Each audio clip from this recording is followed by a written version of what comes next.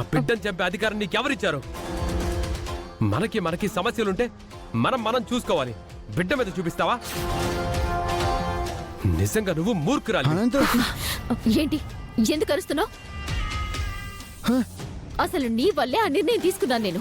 నా వల్ల నువ్వు ఇబ్బంది పడుంటే నన్ను కొట్టు తిట్టు, గాయత్రి, అంతేకాని మధ్యలో బిడ్డను చేసింది.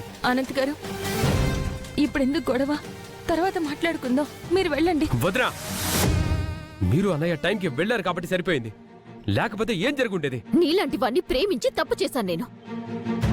ఆ తప్పు చాలదన్నట్టు నిన్ను పెళ్లి చేసుకుని ఘోర అపరాధమే చేశాను నేను.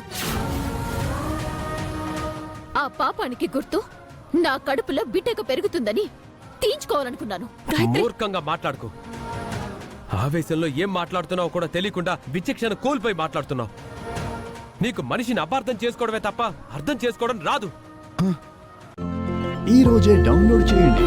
మీ ఫేవరెట్ షోస్ చూడండి.